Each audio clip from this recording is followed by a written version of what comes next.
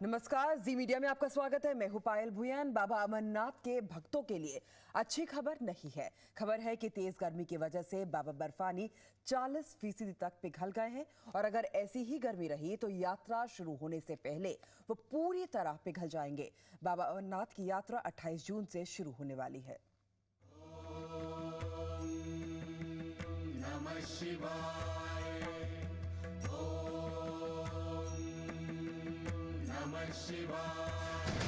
बम बम भोले की गूंज बस गूंजने ही वाली है। बाबा बर्फानी की गुफा तक जाने को आस्था के जत्थे कमर कस रहे हैं। बड़ा कठिन है। समुद्र से 3888 मीटर ऊंचाई पर सकरी खाइयों, नुकीली रास्तों से होकर जाता ये सफर।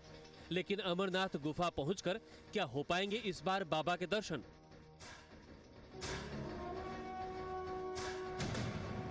बाबा अमरनाथ के भक्तों के लिए बड़ा झटका लेकर आई है यह खबर कि प्राकृतिक शिवलिंग तेज गर्मी की वजह से वक्त से पहले पिघलता जा रहा है।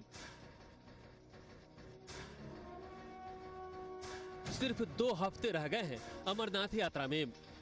इस बार 55 दिन की यात्रा है जो कि 28 जून से शुरू होकर 31 अगस्त तक खत्म होगी। लेकिन तेज गर्मी भक्तों को बाबा बर्फानी के दर्शनों से दूर करती हुई दिखाई दे रही है।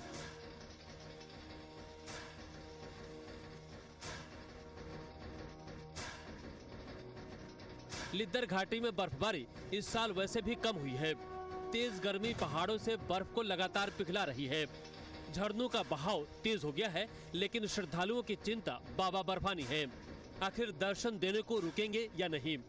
नसीर अहमद, जी मीडिया, अमरनाथ। मोदी को अब तक राष्ट्र नेता न मानने वाले कांग्रेस नेता अब ये मानने लगे हैं कि 2014 के चुनाव में मोदी कांग्रेस के लिए बड़ी चुनौती खड़ी करेंगे। केंद्रीय मंत्री जयराम रमेश ने कहा है कि मोदी एक अच्छे मैनेजर हैं और गुजरात में 3 चुनाव जीतकर उन्होंने ये साबित किया है।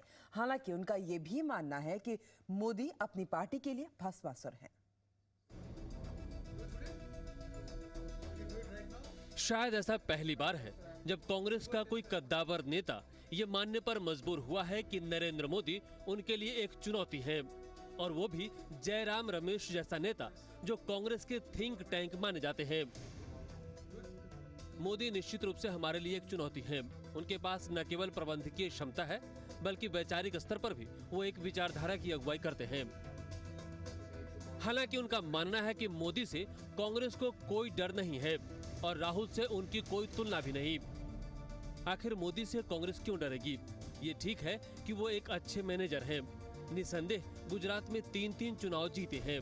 जहां तक राहुल और मोदी की बात है तो राहुल एक व्यवस्था बनाना चाहते हैं जो एक व्यक्ति पर निर्भर न हो, जबकि मोदी सिस्टम की परवाह नहीं करते। उन्होंने मोदी पर हमला करते हुए आगे कहा है कि वो बीजेपी के लिए भस्मासुर है, जो आडवाणी को निकल गए और प्रवीण तोगड़िया जैसे नेताओं को भी किनारे लगा दिया। ब्यूरो रिपोर्ट, जी मीडिया। बीजेपी जेडीयू गठबंधन रहेगा या टूट जाएगा, अगले 24 घंटों में तस्वीर साफ हो जाएगी। जेडीयू शनिवार को अपनी पार्टी विधायकों की बैठक करने जा रहा है। पार्टी के राष्ट्रीय अध्यक्ष शरद यादव आज पटना पहुंच रहे हैं। इस बीच बिहार सरकार में शामिल बीजेपी के मंत्रियों ने भी कामकाज छोड़ दिया है। बीजेपी का 2 टूक कहना है कि जो गठबंधन तोड़ेगा वो जनता से धोखा करेगा और बीजेपी जेडीयू का 17 साल पुराना याराना टूटने की कगार पर है। सूत्रों के मुताबिक नीतीश कुमार ने बीजेपी को 2 दिन का अल्टीमेटम दे दिया है।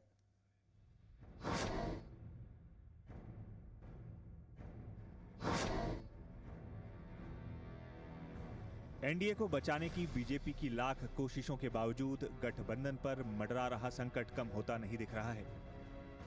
सूत्रों की माने तो नीतीश कुमार ने अल्टीमेटम दे दिया है कि 2 दिन में पीएम पद के उम्मीदवार के नाम का ऐलान हो या फिर 17 साल पुराना याराना खत्म।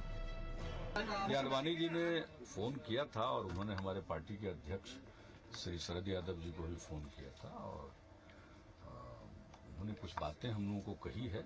हम लोग अपनी चर्चा बातचीत करेंगे तो इन सब चीजों पर संज्ञान लेंगे। हालांकि नीतीश साफ तो कुछ भी नहीं बोले, लेकिन चिंता की बात जरूर कही है। वहीं बीजेपी किसी भी अल्टीमेटम से इनकार कर रही है। प्रयत्न होगा। अध्यक्ष जी, पटना से खबर आई कि जेडीयू ने कोई अल्टीमेटम दे दिया है 40 घंटे के अंदर पीएम के उम्मीदवार का नाम अनाउंस करें आप लोग।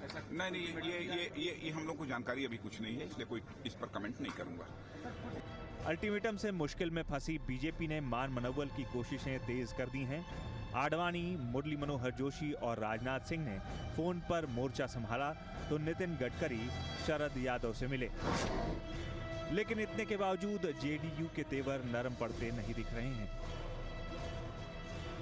जो मैं पहले कह चुका हूं उससे ज्यादा बोलूंगा नहीं कि पार्टी की मीटिंग होने वाली है, वो फैसला जो है वो अपने तरीके से होगा, उसमें जल्दबाजी और नई जल्दबाजी का सवाल नहीं है।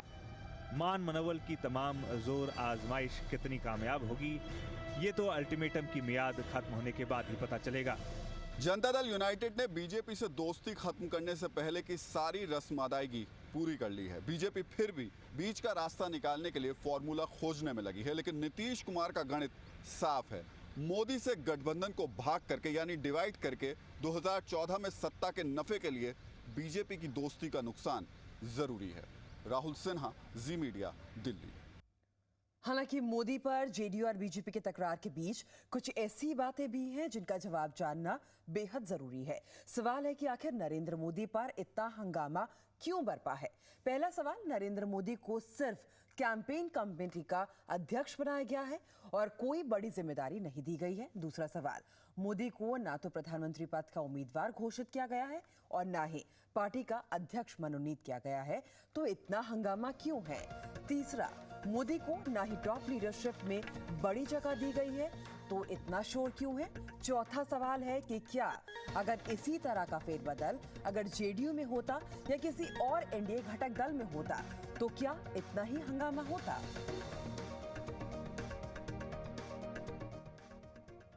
और सियासी हालात के बाद अब बात लाल आतंकी। जमुई में धनबाद पटना इंटरसिटी एक्सप्रेस पर नक्सली हमले में सुरक्षा बलों के 2 जवान समेत 3 की मौत हो गई। नक्सलियों ने सुरक्षा बलों के हथियार भी छीन लिए।